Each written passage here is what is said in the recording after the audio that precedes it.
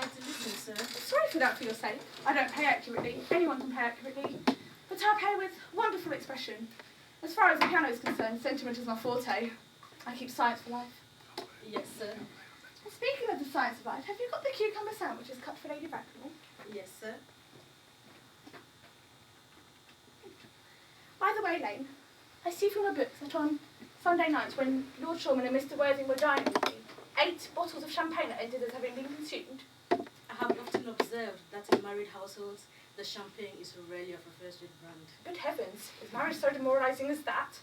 I believe it's a very pleasant state, sir. I've had very little experience of it myself after my present. I've only been married once. That was in consequence of a misunderstanding between myself and a young person. I am not sure that I'm much interested in your family life, Lane. That will do, Lane. Thank you. Thank you, sir. Lane's views on marriage seem somewhat lax.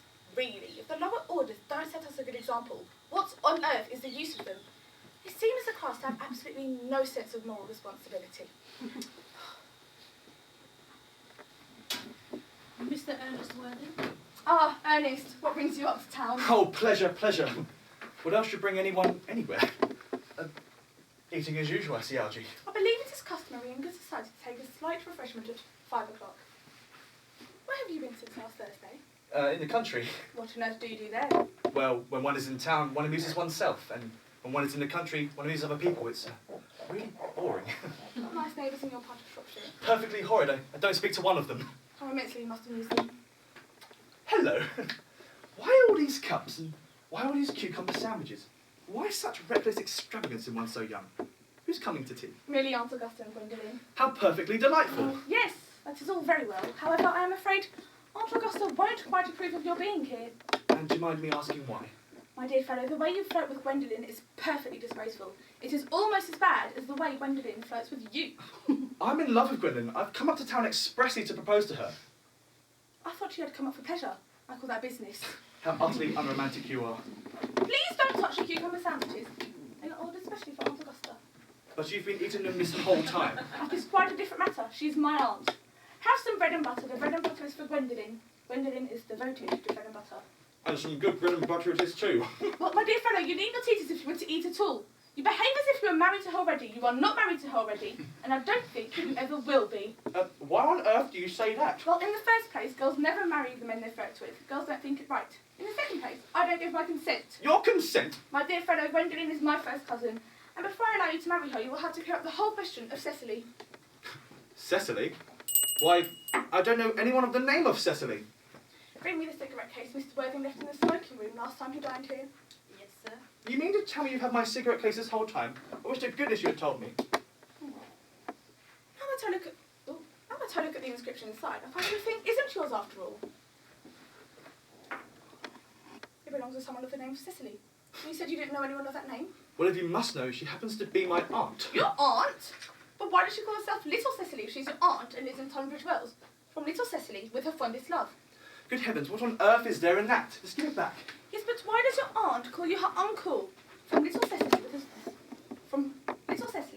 her fondest love to her dear Uncle Jack.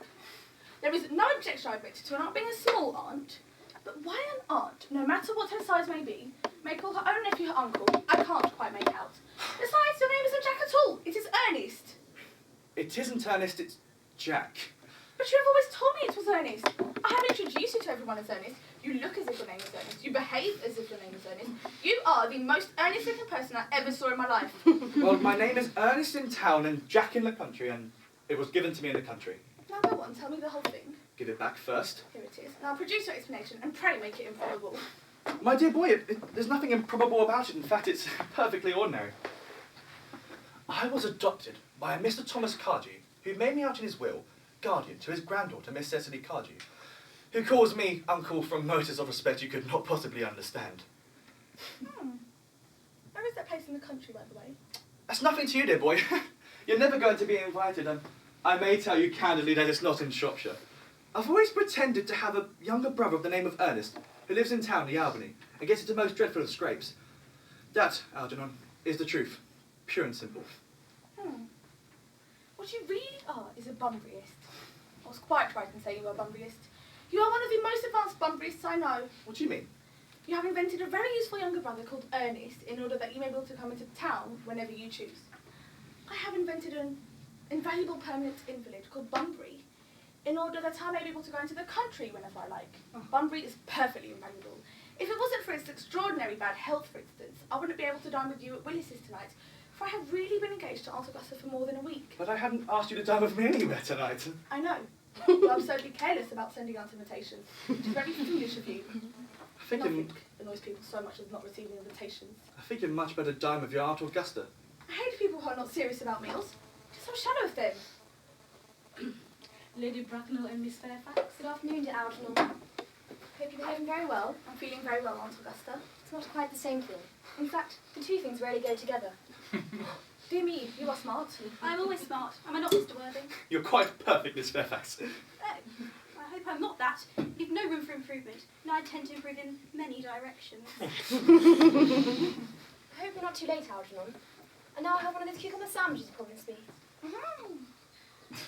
Lane, good heavens. Why are there no cucumber sandwiches? I ordered them specially. There were no cucumbers in the market this morning, sir. I went down twice. No cucumbers? No, sir, not even for ready money. That will do, Lane, thank you. Thank you, sir. I'm greatly distressed, Aunt Augusta, about there being no cucumber sandwiches. Not even for ready money. It really makes no matter, Algernon. I have a great treat for you tonight. I'm going to send you down with Lady Farquhar. She's such a nice woman, and so attentive to her husband. It's really lovely to watch them. I'm afraid I shall have to give up the pleasure of dining with you tonight after all. I have just had a phone call from my dear friend, Bunbury. He's very ill, and they shall think I should be dining with him tonight. It's very strange. Mr. Bunbury seems to suffer from a curiously bad health. Yes, poor Bunbury is a dreadful invalid. Well, Algernon, I think it's high time that Mr. Bunbury decides whether he's going to live or to die. Well, I'll try calling him by Saturday, if he is still conscious, that is. It is very kind of you. Gwendolen, you will accompany me there. Certainly, Mamma.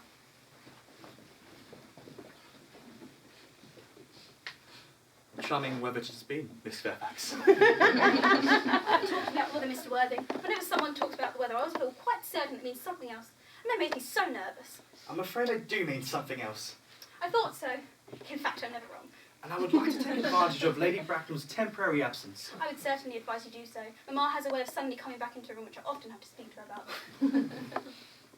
Miss Fairfax, I haven't loved anyone as much as I've loved you ever since I met you.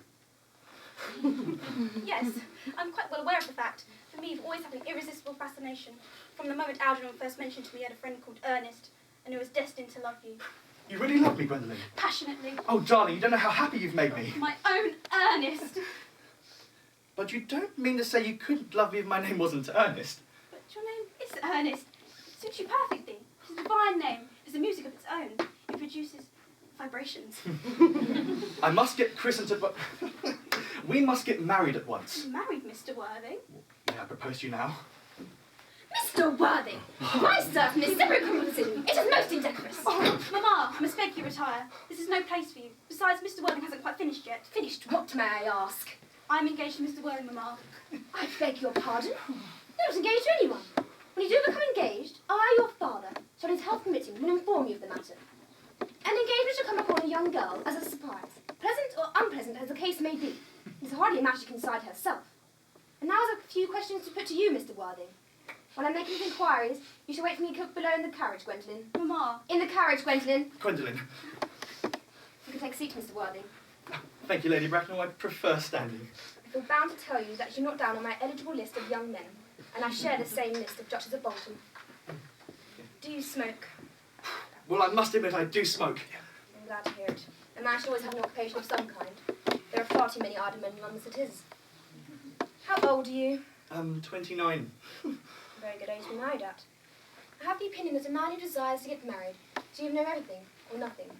Which do you know? I know nothing, Lady Bracknell. I'm pleased to hear it. I do not agree with anything that tampers with natural ignorance. Ignorance is like delicate exotic fruit. Touch it, and the bloom is gone. How old are you? I mean, what's your income? Between 7,000 and 8,000 a year. In land or in investments? Investments chiefly. That is satisfactory. What opinion is expected of one during one's lifetime and exacted from one after one's death? Land has ceased to be either a profit or a pleasure. That is all that can be said about land. I have a country house, of course, with some land attached to it, about 1,500 acres, I believe. But I don't rely on that for my main income. In fact, as far as I can make out, only the poachers make anything of it. Country house? How many bedrooms? Well, that point can be cleared up afterwards. You have a townhouse, I hope. A girl of a simple and spoiled nature like Gwendolyn could hardly be expected to reside in the country. Well, I own a house in Belgrave Square, but I'm afraid it's let to you to a Lady Bloxham. I can get it back whenever I like, however, at 6 months' notice. What number of Belgrave Square? 149. The unfashionable side. Maybe something. But you can easily alter that. Sorry, the fashion or the side? Both, if necessary, I presume. Are both your parents living? I have lost both my parents. To lose one parent, Mr. Worthing, may be regarded as misfortune. Yes. To lose both seems like carelessness. I beg your pardon. Who is your father? He was evidently a man of some wealth. Well, I said that I had lost my parents, but perhaps what I should have said is they seem to have lost me. I was, well, found. Found? The late Mr. Thomas Cardew, a man of a kind and charitable disposition, found me and gave me the name of Worthing. He so happened to have a first-class ticket to Worthing in his pocket at the time. Worthing is a place in Sussex as a seaside resort. And where did this charitable young gentleman of the seaside ticket resort find you? In a handbag. A handbag? Yes, a somewhat large brown leather handbag with handles and, well, an ordinary handbag, in fact. In what locality did this Mr. James or Thomas Cardew find his ordinary handbag? In the cloakroom in Victoria Station. The cloakroom at Victoria Station? Yes, actually, the Brighton The line. man is immaterial. Mr. Worthing, I must confess I feel somewhat bewildered by what you just told me. I suggest you try to acquire some relations as soon as possible, and produce at any rate one parent by the time the season is quite over. I don't see how I could quite possibly do that, Lady Bracknell. I can show you the handbag at any moment. It's in my dressing room at home. I really think that ought to satisfy you, Lady Bracknell. Me, sir? Hold you. What is it to do with me? You could hardly imagine that I or Lord Bracknell would allow our only daughter, a girl brought up with the utmost care, to marry into a cloakroom and form an alliance with a parcel. Good morning, Mr. Worthing. Good morning.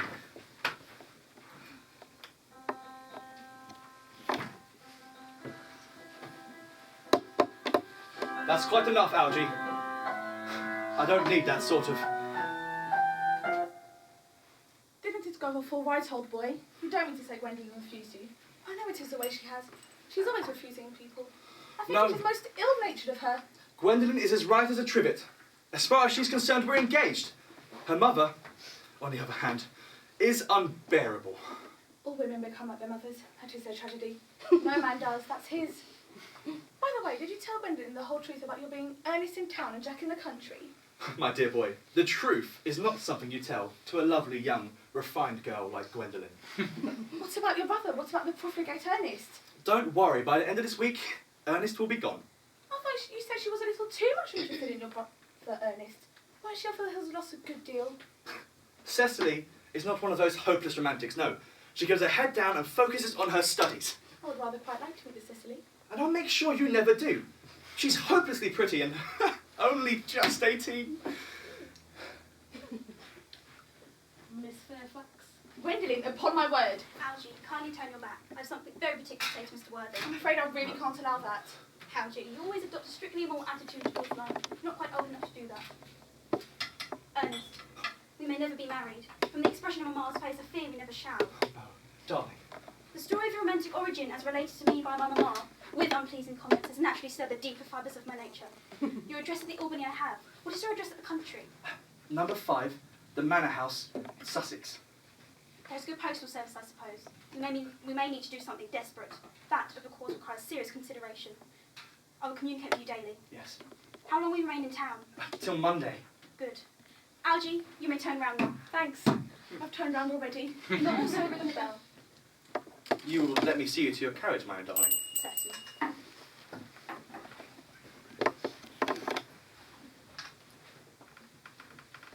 A glass of sherry lane. Yes, sir.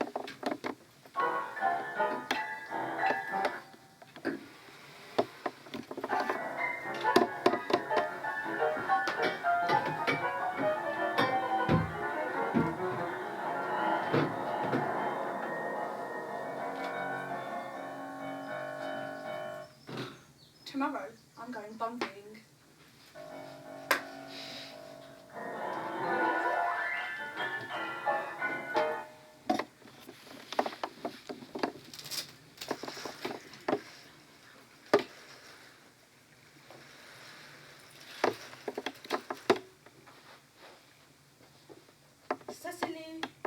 Cecily, your German grammar is on the table.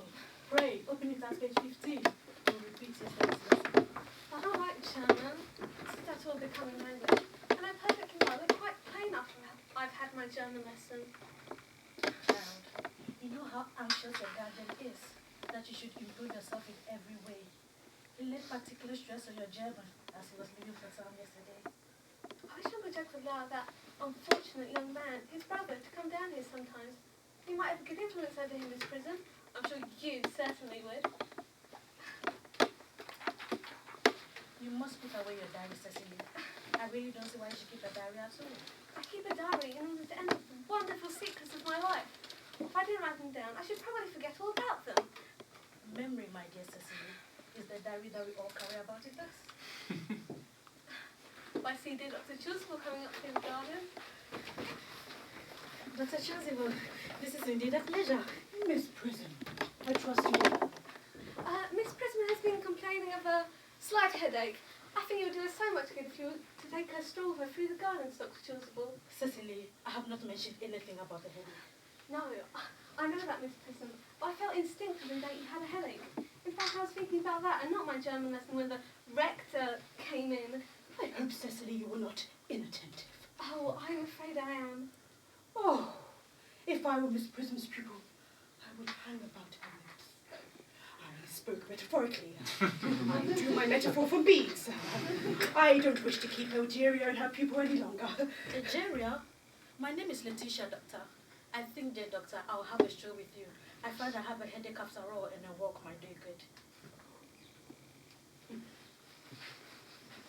Mr. Ernest Worthing is in the station. He brings his luggage. Mr. Ernest Worthing, B4, the Albany W. Uncle Jack's brother! Oh, I've never met a really wicked person before. I feel rather frightened. I'm so afraid he'll look just like everyone else. He does. Oh, You're my little cousin Cecily, I'm sure. you, I see from your card, are my Uncle Jack's brother, my cousin Ernest, my wicked cousin Ernest. But you mustn't leave me tie I'm wicked. If you're not, then you've certainly been deceiving us all in a very inexcusable manner. Claiming to be really wicked and being really good all the time. That would be hypocrisy. Oh, I have been rather reckless, haven't I? Glad to hear it. I hope, Cecily, I shall not offend you if I say quite frankly and openly that you seem to me to be the visible personification of absolute perfection. I think your frankness does you great credit, Ernest. If you allow me, I will copy your remarks into my diary. Do you really keep a diary? I'd give anything to look at it. May I? Oh no! I delight in taking down from dictation. I've reached absolute perfection. You can go on. I'm quite ready for more. Cecily, ever since I first looked upon your wonderful and incomparable beauty, I have dared to love you wildly, passionately, devotedly, hopelessly. I don't feel like you tell me that you love me wildly, passionately, devotedly, hopelessly. Hopelessly doesn't make much sense, does it? I love you, Cecily. You'll marry me, won't you? You must not laugh at me, darling, but it has always been a girlish dream of mine to love someone with the name of Ernest. There's something in that name that seems to inspire absolute confidence. I pity any poor married woman whose husband is not called Ernest. Do you mean to say that you could not love me if I had some other name? But what name? Oh, any name you like. Algernon, for instance? But I don't like the name Algernon. Cecily, your rector is here. I hope thoroughly experienced in all the rites and ceremonials of the church. Oh, yes. I must see him on a most important thing. I mean, on a most important business. What impetuous boy he is. I like his hair so much. I must write his proposal into my diary.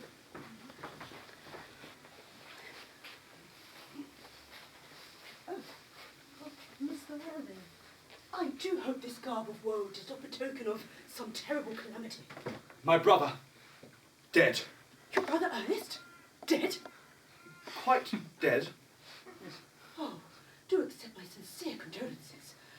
You have just the knowledge that you were always the most generous and forgiving brothers. Uncle Jack! Oh, I'm pleased to see you back. What horrid clothes you've got on. Oh, do go and change them. Cecily! Uncle Jack, do look happy. You look as if you have toothache, and I've got such a surprise for you. Your brother. Who? Your brother, Ernest? What nonsense, I don't have a brother. Don't say that.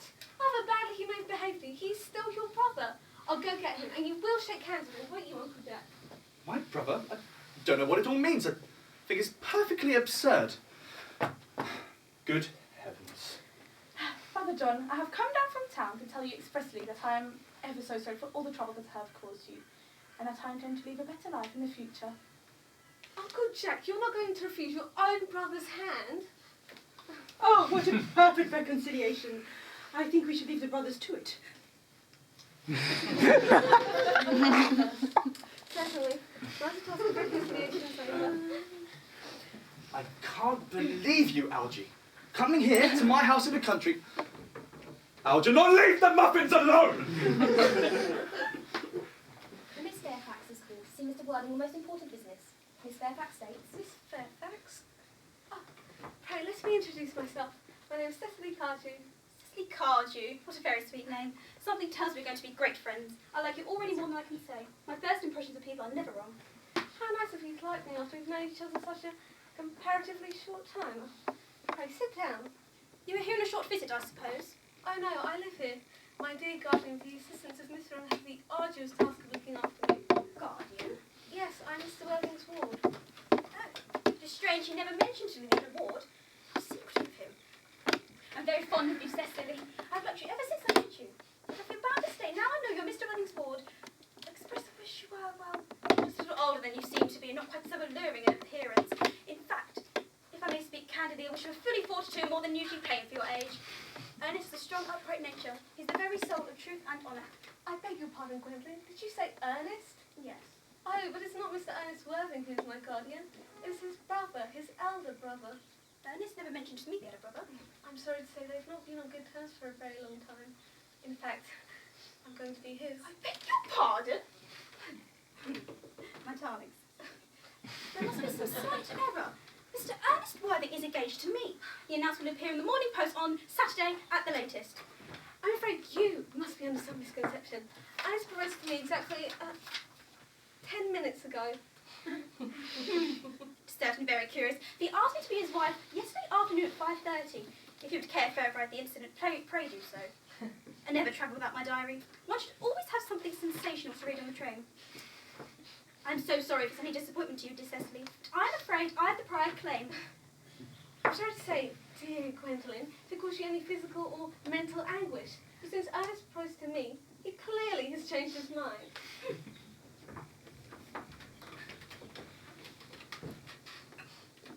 Shall I lay tea here as usual, miss? Yes, as usual. Sugar? No, thank you. Sugar is not fashionable anymore. Cake or bread and butter? Bread and butter, please. Cake is rarely seen at the best houses nowadays. Have that, Miss Fairfax.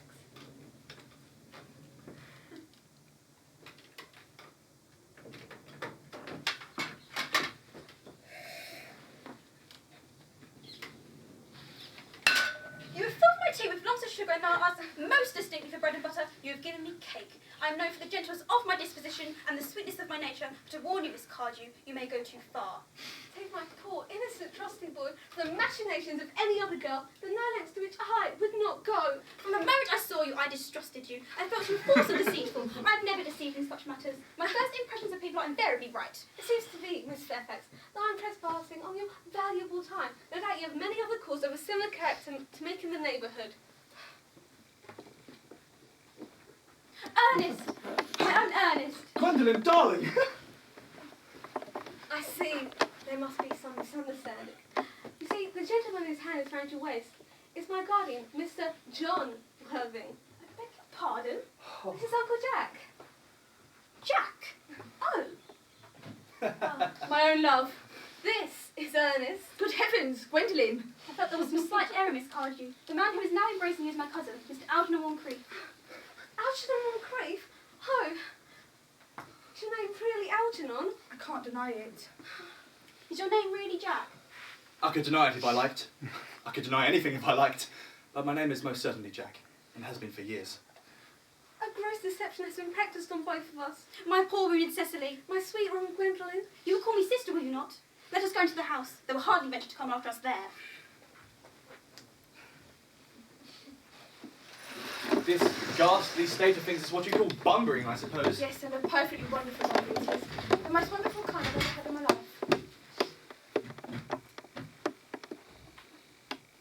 How can you sit there, calmly eating muffins, while that has just happened? I can't work out. I can't eat muffins in an agitated manner. The butter would probably get on my cuffs. One should always eat muffins quite calmly. It is the only way to eat them. No, thank you. Whether you not follow us at once into the house, as anyone else would have done, seems to me to show they have some sort of shame there. They are eating muffins. That looks like repentance.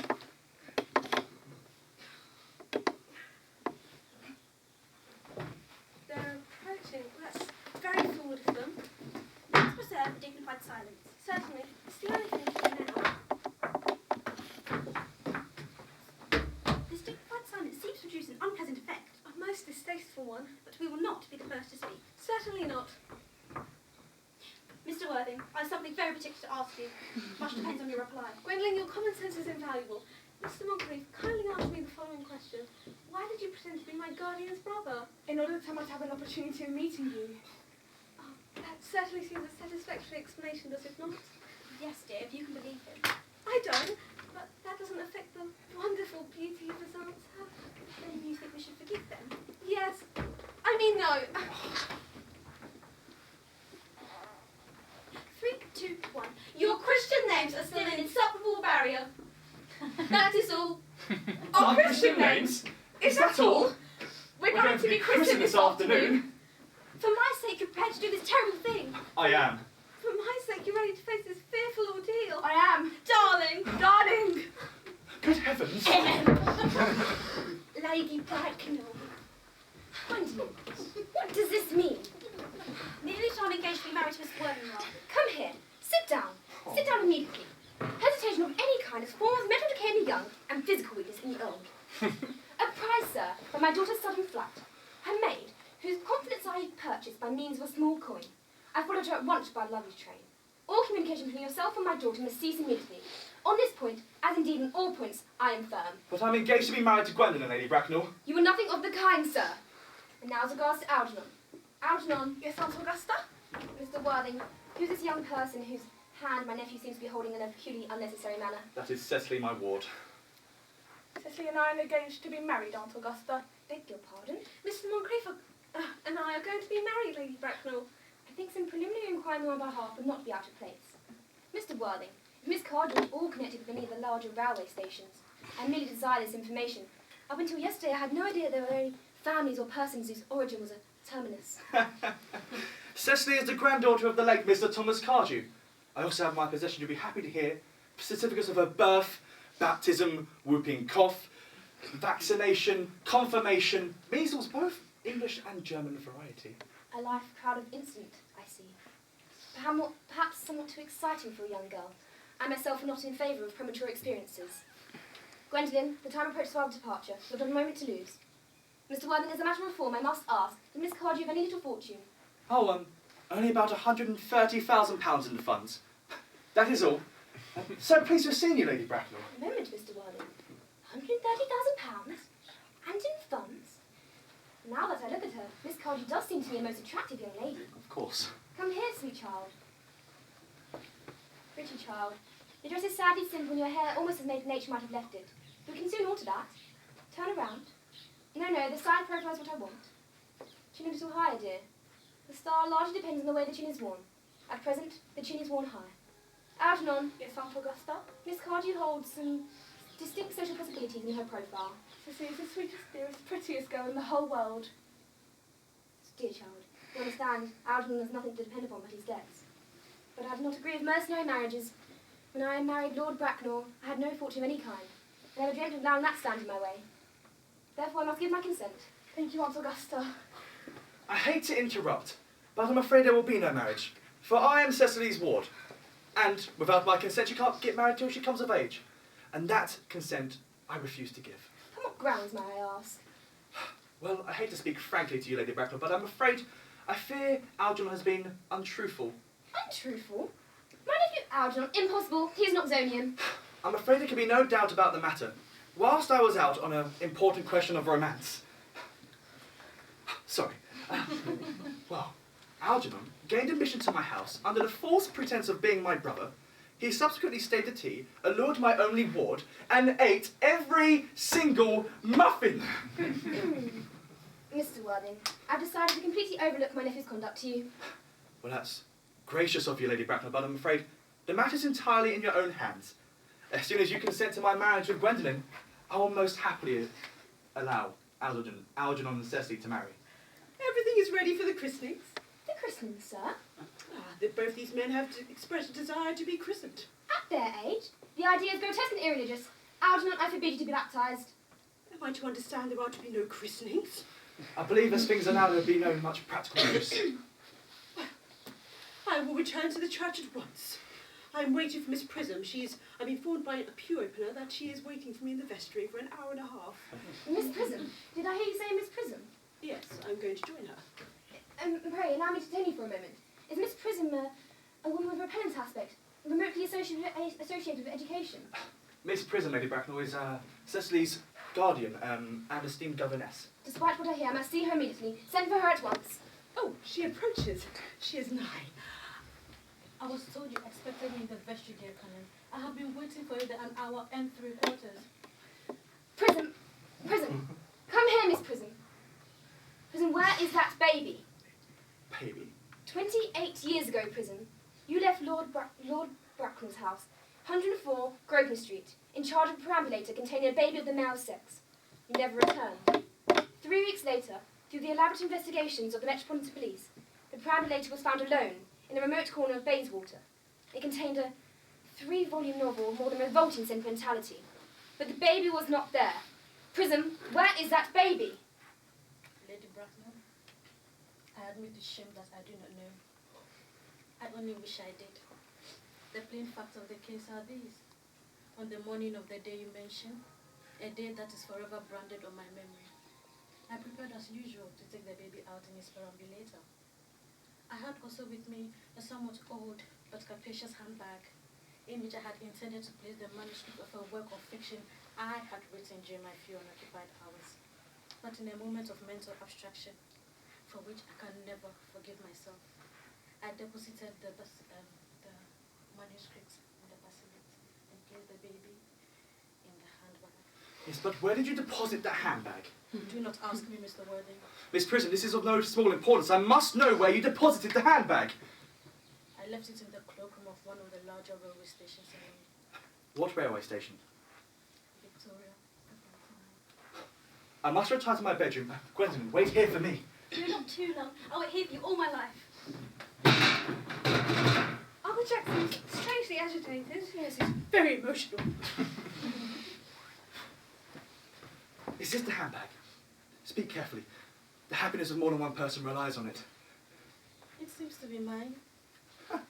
Here is the stain on the lining caused by the explosion of a 10-pound beverage, an incident that occurred in Leamington. And here on the locks are my initials. I had forgotten that in an extravagant mood, I had had them placed there. The bag is undoubtedly mine. I am delighted to have it restored to me after all these years.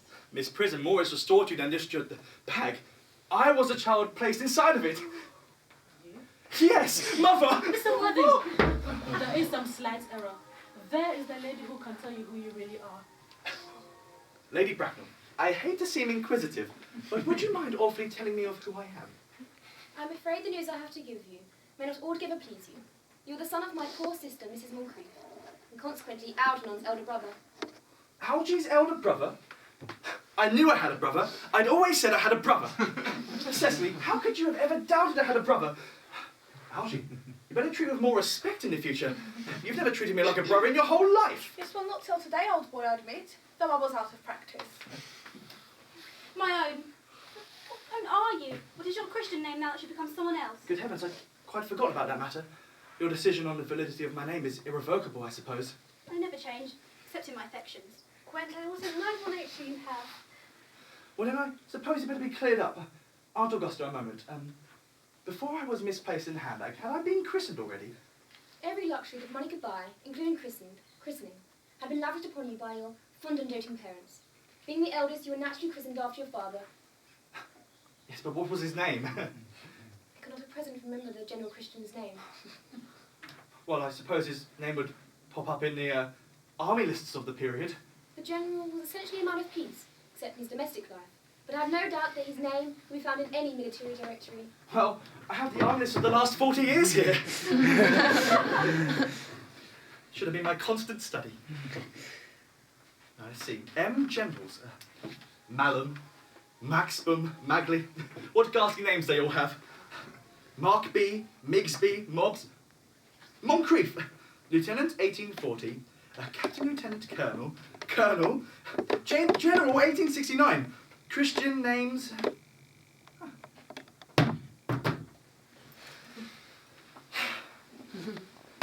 Ernest John. I told you my name was Ernest. It naturally is Ernest. Ernest, my own Ernest. I felt from the very first you could have no other name. Gwendolyn, it is a travesty for a man to find out that his whole life he's been saying nothing but the truth. Can you forgive me? I can, for I feel you're sure to change. Letitia. Frederick, at last. Cecily, at last. Gwendolyn, at last. My nephew, you seem to be displaying signs of triviality. On the contrary, Aunt Augusta, for the first in my life, I realised the vital importance of being earnest.